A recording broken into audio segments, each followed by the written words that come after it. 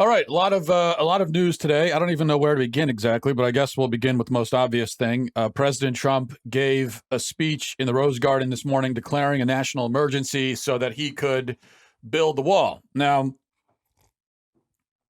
he is also signing a disastrous 1,000 plus page spending bill that would undermine, undercut, undo everything that he's been trying to do with respect to the wall. It's more than 1,000 pages, like I said, so nobody's read the whole thing. Par for the course these days. Nobody knows exactly what's in it. We just kind of, you just sign it and you'll find out. It's fun to find out after you've already signed the thing.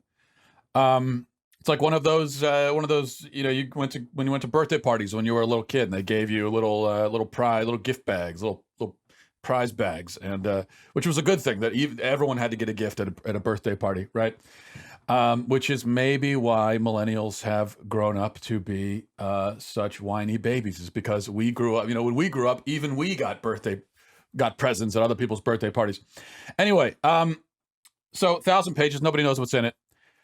But we do know some of the highlights, or the lowlights, I guess we should say. Daniel Horowitz at Conservative Review he's been on top of this, had a good write-up at that website, and he gives us 5 insane provisions in the bill, including just $1.3 billion for the wall or fence. No wall, by the way, is allowed to be built with this, which will cover only 55 miles. That is instead of the 25 billion and hundreds of miles of wall that Trump originally wanted. It's also less than the 1.6 billion that Democrats originally agreed to. So things have gone down. The deal was negotiated down. Democrats end up with something better for them than their original offer. The bill also prohibits any fencing on federal or state lands. What? And even in the small slice of area where the fence can be built, local officials who happen to be liberal, for the most part, coincidentally, in the little piece of area where they're allowing the fence to be built, just so happens that those are more liberal controlled areas. And oh, by the way, the local authorities can veto the construction. You have to get their approval. And if they don't approve it, it's not going to happen. So, of course, what does that mean? It means that probably from this bill, nothing will be built at all. More from Horowitz.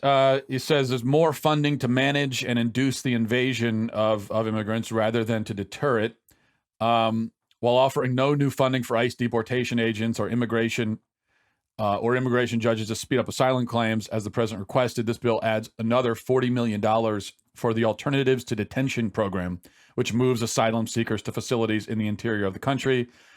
Also, the doubling of low-skilled workers. The bill doubles the number of H-2B non-agricultural unskilled seasonal workers who will continue to be a public charge on America. There's a lot of other stuff. It provides amnesty for the sponsors of unoccupied minors as well. The bill is, as I say, a disaster. As for the national emergency part of this, Trump, speaking of disasters, Trump had his chance to get up in front of the country, make his case for it from the Rose Garden, to explain everything that's going on. To sign a national emergency is a drastic step, right? Everyone can agree with that, whether you support it or not. We all agree you're saying emergency, right? So you put yourself into the shoes of the president. Let's say you're the president. You're going to be signing a national emergency and using that as a way to allocate billions of dollars to fund this project that you want to do. Okay. Well, when you have a chance to get up in front of America and make the case for it, wouldn't you want to make sure that you've got a very coherent, cogent speech that you're going to give? Isn't that what you would do? But instead, I don't know if you watched the Rose Garden speech, but it was not good. I wanted to say disaster, but I've been using that word way too much. It was not good. He rambled for 20 minutes and barely offered one coherent sentence in the whole thing. going back, if he's talking about China and talking about North Korea, jumping back and forth to various different topics, doing the kind of thing he does at his political rallies, which I guess if you're into that kind of thing and you like the whole shtick at the rallies, I'm personally not a big fan of it. But when you're giving a speech at the Rose Garden to explain a national emergency that you just signed, this is not the time to just get up with no preparation and no prepared remarks and just ramble. Not the time for it. It was just bad. And of course, I'm watching the reaction on social media, and most people were cringing at it and saying, okay, this is catastrophic for the president politically. But I also saw there were, Trump's most loyal supporters and fans were saying, oh, this is great. This is wonderful. Yeah, he's talking straight. This is what we like. We need more of this. Oh, so you're not helping. First of all, if you watch the speech, you know that it was not good. You know that. So to pretend otherwise, why are you pretending? And you're not helping. Don't encourage the president to do that more often. Look, everyone agrees. You watch the State of the Union speech. It was a brilliant speech. Great performance. All around, right? Very compelling. Well, all of that is now a distant memory. It's been buried under everything since. Let me ask you, if you're a supporter of the president, do you think we should have more of the State of the Union type moments or more of what we saw this morning at the Rose Garden? What do you think is more compelling? What do you think is going to be more convincing to people? Especially those who are not already huge fans and totally bought in. The people that are more in the middle. The people that, by the way, the president's going to need if he wants to get reelected in 2020. Now, if you are all in and you're a big fan of the president, then he's already got you. No matter what he does and says, you're going to vote for him, right? So he doesn't need to appeal to you. He needs to appeal to everybody else. And the rambling off the cuff, riffing off the cuff thing, it's only appealing to people like you, not to anybody else.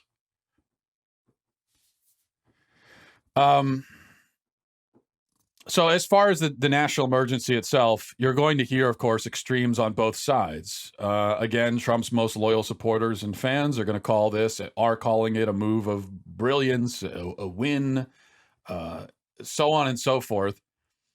It is not that. This is not a win. It's a way out. It's a way around. It's the thing you do when you don't win. A win would have been build the wall. A win would have been a bill that allows them to actually build the wall. That's a win. This is plan B or plan C. Now, whether it's a good plan B, whether it's a good way around, that's another question. But then the usual suspects on the other side, they're all losing their minds, of course, as they do with everything Trump does, claiming that this is some kind of constitutional emergency, it's a catastrophe, it's tyranny, it's he needs to be impeached, and yada, yada, yada. Well, that's not the case either. Presidents have been declaring national emergencies for frivolous reasons for a long time. So even if you think this is a frivolous reason, well, he's not the first one to do that. Obama was certainly a culprit. Obama also rewrote our immigration laws by executive fiat, so this is not new. Now, if we can point out that other presidents have done it, that doesn't necessarily mean make it good, but that does mean that you can't really panic over it or treat it as unprecedented, especially if you weren't panicking when other presidents did it. So it's not a constitutional catastrophe. It's also not a big win. I think it falls somewhere in the middle. I think the main problem with it is that it is a political stunt that will not lead to a single mile of fence actually being built, especially when you combine it with the spending bill. That's the problem with it. Not a constitutional emergency, but it's not going to do anything. In fact, Trump even said in his speech that he knows, he went on this whole rambling riff about how we're going to get sued, then we're going to end up in the courts, then we're going to go to a different court, now we're going to be in the Supreme Court. He knows exactly what's going to happen. And he knows there's a good chance he's going to get shot down. He knows that. And of course he knows that. Now, should he be saying that when he first signs when you're signing a national emergency, you shouldn't say publicly, yeah, by the way, I'm going to get sued for this.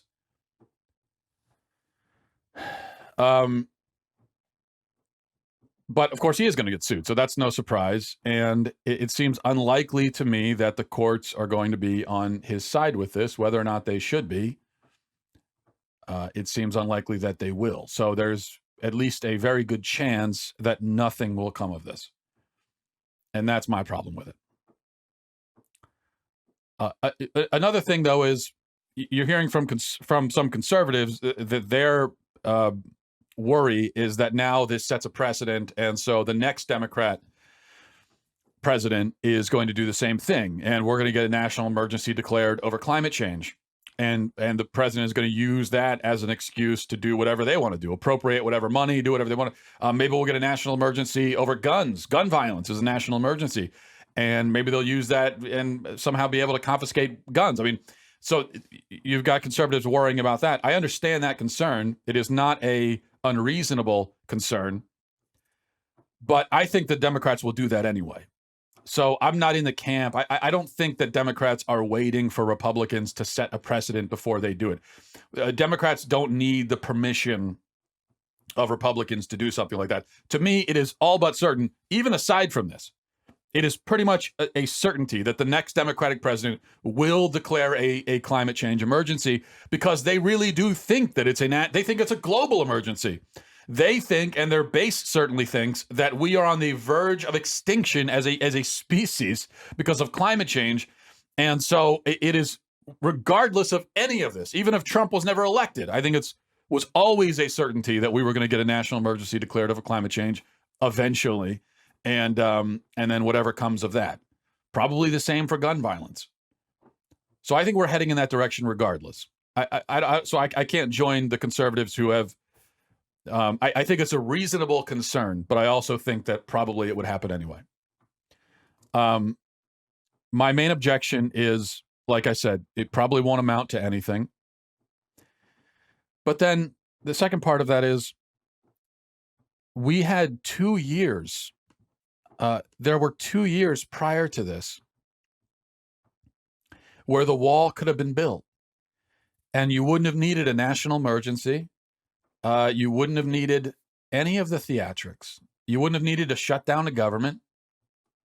And I know you could say, well, Mitch McConnell and, he wouldn't allow the Republican establishment wouldn't allow it to happen. And yeah, they deserve a fair amount of the blame. But Trump, at any point during those, Paul Ryan, is the other one that gets blamed. But during any point in those 2 years, if Trump had taken the stand that he took once Democrats got into office and said, no, we are doing this now, I am not signing anything until it happens. If he had done that with Republicans, the wall would have gotten built 100%. Yeah, they may have been resistant to it, but he has leverage over Republicans.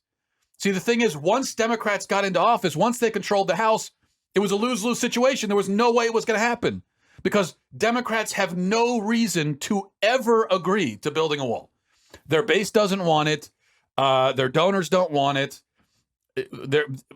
They all hate Trump. So why would they ever agree to something like this? Of course, politically, it wouldn't make any sense for them.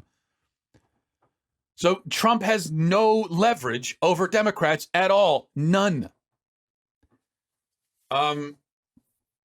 He does have plenty of leverage over Republicans. So if he had put his foot down and said, we're doing this now, and then any Republican who refuses, well, then they would have their constituents and their base coming after them.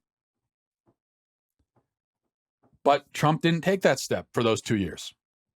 He said he wanted it. He complained that he didn't get it. He made gestures towards it a few times, but nothing like this. It wasn't until Democrats got in that he was willing to shut down the government and, if necessary, declare a national emergency.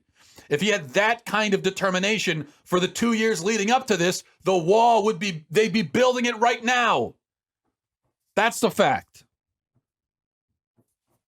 And you cannot absolve Donald Trump of all guilt in this as much as you might want to. You can't. It's absurd. So what we have now is theater. This is just theater. All of this is theater, and it's going to end with it's going to amount to nothing. If this was about actually getting something done, it could have been done. All right. I've got to move on to something else before I have an aneurysm. Just everything about this just pisses me off. Everything and everybody, all sides, everybody. I'm just sick of everything and everybody. And I want to go live in the woods. I want to just take my family and go live in the woods in a cave somewhere, subsisting on honey and wild locusts, much like John the Baptist. All right. Meanwhile, news broke yesterday that police suspect Jussie Smollett may have staged the hate crime attack in Chicago 2 weeks ago. Then, after those reports surfaced, Chicago police denied, or at least said they could not confirm that was actually true, that they were investigating whether or not it was staged. But what we do know, and what has not been denied, is that the two persons of interest, most likely the two guys who appear on the security camera footage. Remember, police have security camera footage of Jussie Smollett's entire walk back from Subway, except for 60 seconds. They're only missing 60 seconds. And the only other people who appear anywhere on that footage are these two guys who they now have in custody, or they are questioning. Now, these two guys are Nigerian, and they are apparently brothers who, what do you know, worked on the show Empire with Jussie Smollett. So, I mean, could they be Nigerian rednecks? Could they be Nigerian racist rednecks who, is that what we're going to hear next from the left? Look, it was clear all along that this was a hoax, right? I've already gone over all the holes in the story. It was literally unbelievable from the start. But then once the video footage surfaced and you could only see a 60-second gap, and this whole altercation was supposed to have happened in 60 seconds, well, then you already know that that's enough. That's all you need to know. Of course, it didn't happen. Nothing about the story was remotely plausible. In fact, we don't even have to look at any of the specifics. We can just look at the fact that Smollett was claiming that two racist skinheads essentially would recognize a supporting cast member from the show Empire as he's walking by in the dark at 2:30 a.m. Now, I guarantee you that anyone who falls into this category, some kind of crazy, psychotic, white nationalist type of person, not only have they never seen Empire, but they probably don't even know that show exists. So that detail alone made it impossible to believe, but everything else is just icing on the cake, and it's just, you can't believe it. Now, I never thought, though, that he necessarily staged the attack. I figured that he just made it up. He invented the attackers out of whole cloth. That would certainly be a smarter move, because at least if you invent imaginary people, then the cops, barring any actual video evidence of when the thing was supposed to have happened, they can never conclusively prove that it didn't happen. If you just invent people who never existed, then the cops probably will never be able to prove that you made it up, because it's all in your head and they can't read your mind. But if you enlist real people into the ruse, and then the cops find them and they confess to it under legal pressure, well, now there is positive proof that you lied. So to actually involve people and do some sort of staged thing, it doesn't, why would you do that? So is that what Smollett did? I don't know. The involvement of these two Nigerian men who worked on the show certainly adds a lot of credence to that notion. Either way, Smollett is clearly full of it. The only question that remains is how will the left deal with this? Okay, they really have three options. They can either defend him and say that he was traumatized from a life in Trump's America, so he can't be held responsible for his actions. Or they can say that, yeah, he lied, but he started an important conversation about race and sexuality in America, and let's focus on that. So they can do that, or they can just ignore it and pretend it never happened. Those are really their three options. Or there is a fourth option. They could be so ticked off at him for embarrassing them and undermining their narrative that they actually do condemn him forcefully. which is much like they did with Kevin Spacey. Remember Kevin Spacey, after he got in trouble for these several abuse allegations by teenage boys, Kevin Spacey tried to deflect by coming out of the closet and saying, yeah, I'm a gay man, as if that was the headline. And I think he thought that would get at least liberals to come into his corner, but it didn't work. They turned against him all the more because he was trying to draw this association between homosexuality and his sexual abuse, and they didn't like that at all. So he ended up being even more of a pariah.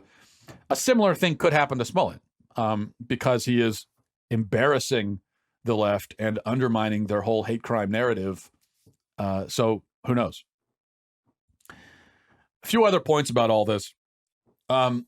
First is think about the media's role in this, and just consider their performance over the last few weeks. We don't even have to think about anything else. Just think about the last few weeks. First, they run with this out of context video clip of the Covington Catholic students, and they paint them as racist, and they tell a version of the story that turns out to be false. And they took that first version, they reported it uncritically, without any sign of hesitation or skepticism. And then when the true story came out, the media for a while tried to stick to its original narrative and continue the lie. And then when that became impossible, they just dropped it and moved on like it never happened. And then right on the heels of that, we have this Smollett thing. Once again, they took the first version of the story, they reported it uncritically. Many headlines in the first few days said things like, Empire actor assaulted in hate crime attack. No alleged, no reportedly. They just putting it out as a fact, amplifying the ridiculous story the guy was telling without even showing any signs of skepticism. And these people in media have the gall to get offended when we call them fake news. We've got all the ammunition we need just from the last 3 weeks. Forget about the last 2 years or 30 years. Just from the last 2 weeks, we have all the reason in the world to discount most of the mainstream media as fake news. Fake news is the most flattering possible thing we could call them. If we wanted to be more accurate, we could call them sniveling, shameless, lying, manipulative propagandists. And I think that would be more accurate. Second thing, just to think about is, if America is, this is a brain teaser. If America is such a racist country, why do liberals constantly have to invent fake hate crimes? We see these fake hate crimes all the time. It's very common, especially after Trump was elected. But if America is so racist, why do you have to invent it? If America is so racist, it seems like if you're a black gay man, for instance, there should be plenty of real life examples of the persecution and abuse that you faced. Yet you're going and coming up with fake ones. It seems like this seems to indicate, possibly, that America is not actually a racist country. America is, in fact, probably the least racist country on earth. And it is so not racist that you have some people in this country who are so desperate to be victims, and yet they find so little supply of real victimhood. They find so few opportunities to really be a victim that they have to invent it. This is what we talked about a few days ago, that people in this country are, from a very young age, are raised to see victimhood as a desirable thing.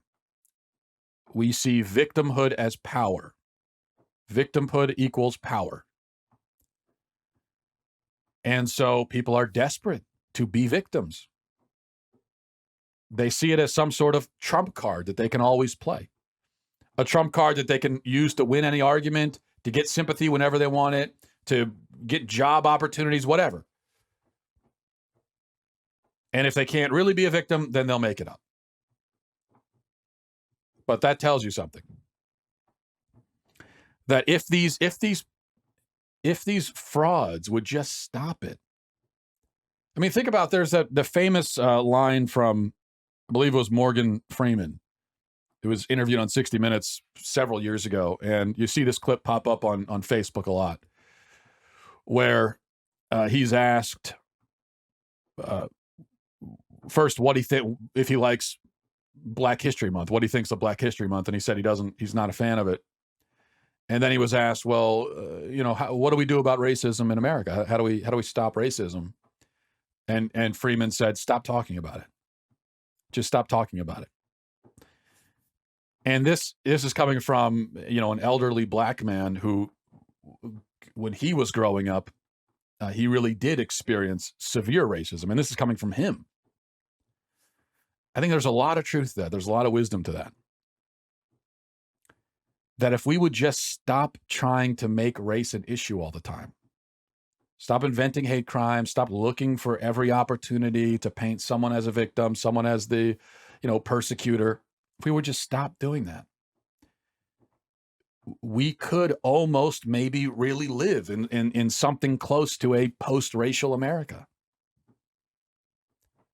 Maybe not across the board for everybody, but there are a lot of people that they just, when you're a kid, if you grow up in a diverse environment and there are a lot of different races and religions and different types of people that you're growing up with, you're going to school with them, you're hanging out with them after school, then that's just it just wouldn't even occur to you to be racist, because that's just your environment. You just take it for granted. When I was growing up, I went to a very, I grew up in a very diverse area, went to a school with a whole range of different sorts of people, both when I'm talking race, ethnicity, socioeconomic backgrounds, everything, and it's very common for a lot of people, especially if you live on the East Coast like I did. And I remember growing up, I never even saw it as an issue at all.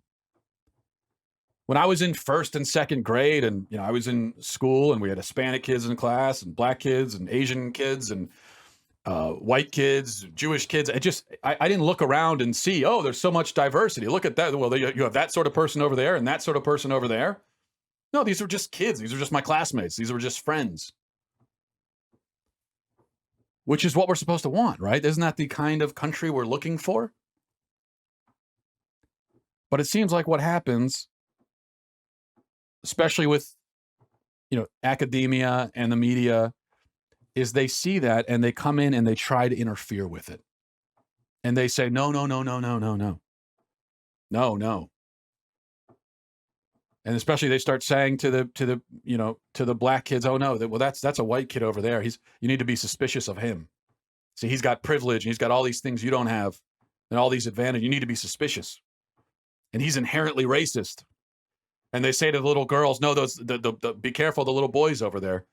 Oh, they're dangerous. Toxic masculinity. And they say to the kids who come from less wealthy families, they say, oh, well, look at the kids over there. Their families have more money. You should hate them for that. No, they shouldn't have that money. It's not fair. Look at all these things they have that you don't have. And they start whispering into the ears of kids like serpents, like snakes, trying to engender hatred and division and racism and envy and everything. And they're successful. And then you end up with guys like Jussie Smollett, a fraud and a liar, who would make up something like this, and in so doing, he is trying to paint an entire race of people as potential psychotic, violent bigots. All right, one other point before we get to some of your emails. Amazon was, speaking of, well, this has to do with what I've just been talking about. Amazon was supposed to build a massive new headquarters in New York. They were going to hire 25,000, I almost said 2,500. They were going to hire 25,000 people and open a base of operations in the city. But after pressure from liberals like Alexandria Ocasio-Cortez, who didn't want Amazon in the city because Amazon is a big corporation and big corporations are bad, now Amazon has changed their plans and they won't be going there and bringing all the jobs. The jobs and the positions will be filled elsewhere, like places like Dallas and other places. So Cortez spiked the football yesterday on Twitter. She said, anything is possible. Today was the day a group of dedicated, everyday New Yorkers and their neighbors defeated Amazon's corporate greed, its worker exploitation, and the power of the richest man in the world. This is, to be clear, a politician celebrating that 25,000 new jobs won't be coming to her city. She's bragging that she helped to prevent her constituents from getting jobs, which is total madness. What we see now on the left is a complete investment in class warfare. This goes back to the sowing division that I was just talking about. And they're all in on this. So it's not just about race and gender and creed and sexuality anymore. Now it's definitely about how much money you make.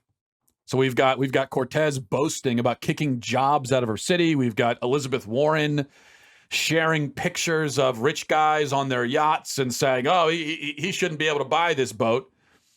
You've got Democrats screaming at Howard Schultz for committing the crime of being financially successful. Howard Schultz, who, by the way, I'm no fan of him. The guy's left wing. I disagree with him on many subjects, but he lived in the projects when he was a teenager. He started with one little coffee shop in Seattle, and he built it into $1 billion enterprise. And we're as Americans, that's the American dream, right? Or at least it used to be, to start from nothing with one little seed, and to plant it and to have it sprout into something incredible. That used to be the American dream, and we used to admire men who were able to do that. But now we have Democrats saying, no, don't admire them. They're thieves. Somehow Howard Schultz is a thief. Somehow he stole. I don't know how exactly. He built up his own operation, made his own money, but he stole somehow. The fact that he has billions and I have less than billions, well, that's his fault. He's been reaching his hand into my pocket invisibly and stealing from him. No, for me, I don't buy it. It's just un-American. It's un-American to look at rich people and hate them for being rich. Now, on the other side of it, I also don't think we shouldn't worship wealth. And I think sometimes on the right, there are certain types of conservatives who can venture a little bit too close to the idol worship of rich people and money and success and all of that. And I'm not on board with that. We shouldn't worship money. And also, on a personal level, you shouldn't hoard your wealth. You should help the less fortunate willingly, through your own volition, through your own choice, not because you're forced to by the government. So I believe that. But I also believe that envy is not American. That's not supposed to be an American value. And it's not healthy. And certainly not Christian. And we should admire success. We don't worship it, but we admire it. Because it takes a certain brilliance, ambition, creativity, ingenuity to go from nothing to something. That's American, to admire that. This, though, what we're seeing with the Democrats, this is not. I don't recognize this. I don't recognize this as American. All right. I guess we'll jump ahead to some of your emails before we wrap up for Friday, because I had a few really good ones that I don't want to miss. You can always email the show. Remember, mattwalshshow@gmail.com. Had a few people just kind of chiming in on some of the topics we've been talking about. This is from Ash. She says, "Hi, Matt. Thinking on this Jussie Smollett thing tonight, and I am really mad. If this proves to be a hoax, and as of 1 a.m. Mountain Time, it appears to be that way, then it is undeniable proof that the left has weaponized racism as a means to silence and intimidate conservatives. I grew up in Atlanta, Georgia, the Old South in the 80s and 90s. I've experienced real racism and seen older generations of racism up close. Making false claims about this, especially if he actually made a noose and put it on his own neck, is a bridge too far. This is so wrong. As a mother raising 3 white males, I am pissed off that a rich, incredibly privileged actor can perpetuate racial stereotypes of white men and falsely claim that something this horrific was done in their name. And you will probably get away with it too. And didn't his Empire co-star make false racism claims about her son recently as well?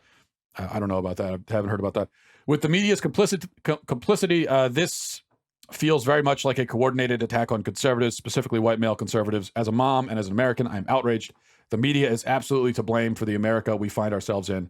They have way too much power. I give thanks and praise to God for alternative media and for you guys at the Daily Wire. Sincerely, thank you for everything you do, Matt. Ash, I thank you for that, and I completely agree with what you're saying, and I sympathize with it, and it makes me angry too.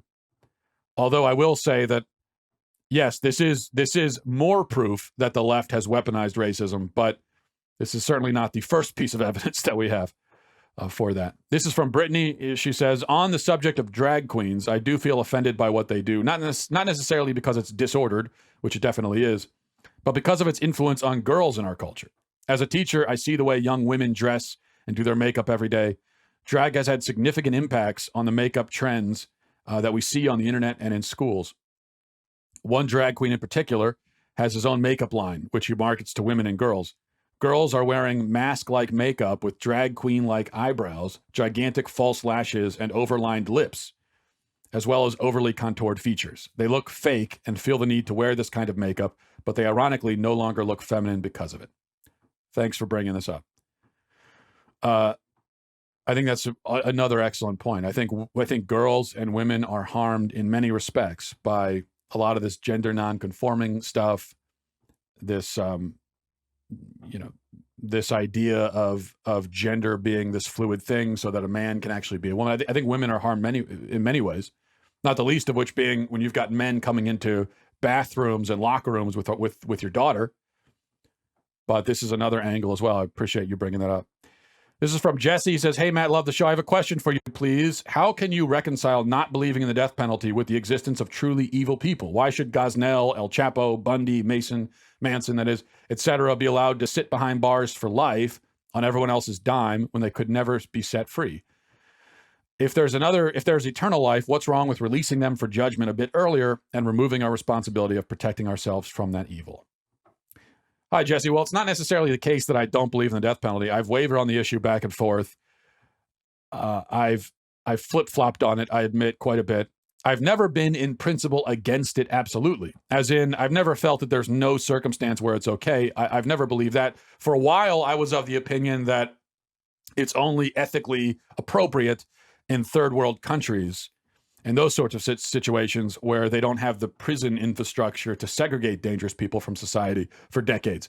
But recently I have expanded my view, I'll admit. I've realized that when you have someone, especially someone as evil as what you just described, if you're going to keep them in prison for decades, that requires, I think, an undue and unfair burden on the public, on the taxpayer. Because if you think about it, some people are so evil, so horrible, so monstrous that even their fellow inmates won't tolerate being around them. So these people have to be held in protective custody forever, for their whole lives. Or you could have people who are so dangerous and so sociopathic and so manipulative that you can't risk having them around other prisoners because you don't know, you can't risk them kind of sort of starting their own little prison cult and being able to manipulate prisoners and get them to do their whim. So either way, when you have people like that, the Manson types, and we can't execute them, then the only other option is to hold them in protective custody, solitary confinement for their whole lives. And so we have to ask ourselves, are we really morally required to keep someone in protective custody, solitary confinement, for decades just to protect them because their crime was so heinous that even their fellow murderers don't want to be around them? And I think, no, I don't think so.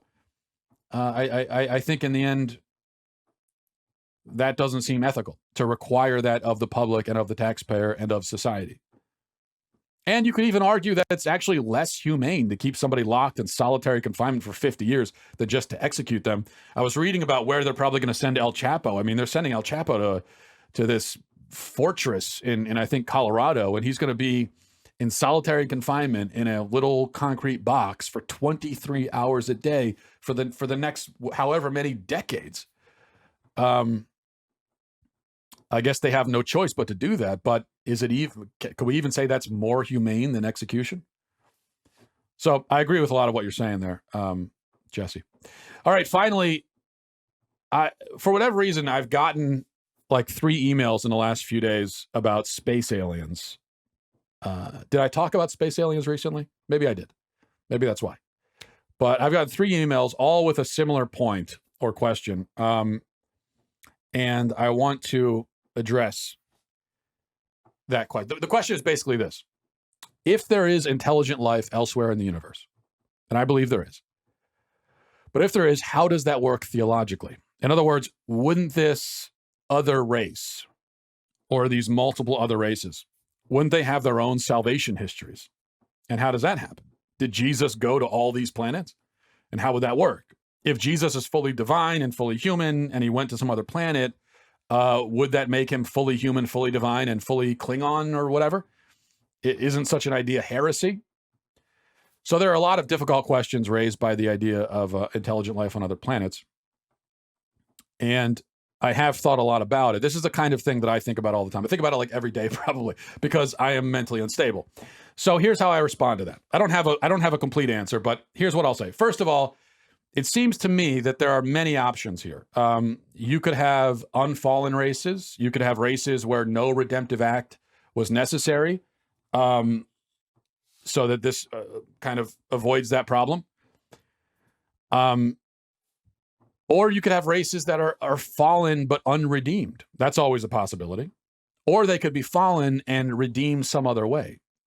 There are a lot of theories about the atonement, of course, but I think most theologians agree that Christ didn't have to die on the cross to save us. He chose to. It was a choice. That's the point.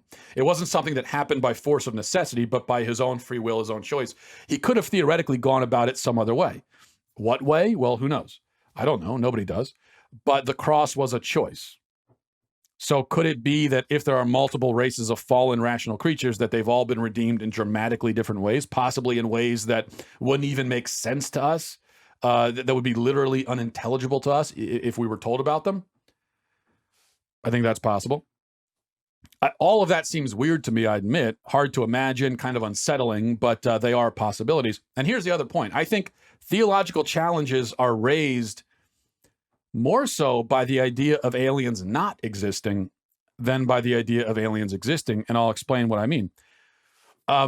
We know that the universe is a very, very, very, very, very, very large place. There are something like 100 billion stars in our galaxy. That's just in our galaxy, 100 billion. And if each star has a few planets, then that means that there are easily 200 or 300 billion planets, possibly more, in our galaxy. How many galaxies are there? Well, probably 100 billion, at least. So 100 billion galaxies times 100 billion stars times however many planets on average, what does that equal? It equals a lot. It equals an incomprehensible amount. It equals an amount so huge that we may as well call it infinity. I mean, for all intents and purposes, we may as well say there are an infinite number of planets in the universe because the number is just so big that you couldn't even write it. It would take you days to even write the number of zeros that would be required. Is it really plausible that all of those planets, all of those trillions of planets are dead except for ours? Then why do they exist in the first place? Why make a universe so vast and so dead and so full of pointless, mindless violence and explosions and black holes and emptiness and everything, if it's all just meant to be the home of one tiny little group of mortals on one small speck of dust in one unimpressive corner of one terribly ordinary galaxy? I mean, yeah, it could all serve some sort of mysterious cosmic purpose that we can't understand, fine, but the point is that such an idea, such a theory does raise its own unanswerable questions. And there's a bigger question or challenge, I think. Keep in mind that the most commonly used proof for God's existence is the fine-tuning argument. Okay, the fine-tuning argument, which I think is a great argument, I use it all the time, very forceful argument. It says that the universe was finely tuned for life. Basically, there are certain constants in the universe that, had the dial been turned just a hair this way or a hair that way, would have made life impossible. And it is so vastly improbable that things would be calibrated this way to make life possible that you almost have to admit some kind of God to explain it, because it's the only way to explain something that improbable happening. That's the argument in a nutshell, if I didn't just butcher it. But if this universe of 100 billion galaxies with 100 billion stars apiece is almost entirely, completely dead, except for one infinitesimal little speck of dust hiding out in one little corner of it, then it seems that the fine-tuning argument loses a lot of its force, right? Because then the atheist can just say, well, it's not finely tuned. I mean, look at the universe. It's almost completely dead. What are you talking about finely tuned for life? There's almost no life in it. It's dead. They could also say that, yeah, life is very improbable, but the universe had trillions of chances on trillions of planets to roll the right combination of dice to make life arise. And so if you mix up a bunch of chemicals on a zillion planets, it's almost certain that one of them will turn into life. That could be their argument. Now, I'm not saying that it obviously doesn't disprove God. If we're alone in the universe, that wouldn't shake my faith anyway, but I'm saying that it would make one of our best arguments less compelling. Saying that a universe with 50 trillion dead planets is finely tuned for life is like saying, I don't know, it's like walking into an abandoned shopping mall with 5 stories and seeing a little raccoon eating a stale Cinnabon over in the corner and coming to the conclusion that the mall was built for the raccoon. Maybe it was, but it just doesn't make as much sense. But if the universe is teeming with life, which I believe it probably is, then the fine-tuning argument is back in play, back with a vengeance. Because now you've got this huge, massive thing with life all over the place. And you can say, well, clearly it was fine-tuned for life. So in my view, I think a universe with other life presents fewer challenges theologically than the other option. Though in the end, it doesn't matter because we'll never know anyway. We will never know what life is or isn't out there. So it just doesn't really factor in the end. The alien hypothetical is just that, a hypothetical.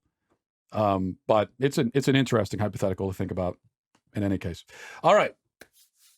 I'm glad I was able to get my alien spiel in at the very end there. And if there are aliens out there, I can only hope that somehow they are watching this show right now. All right. I'll talk to you on Monday. Have a great weekend. Godspeed, everyone.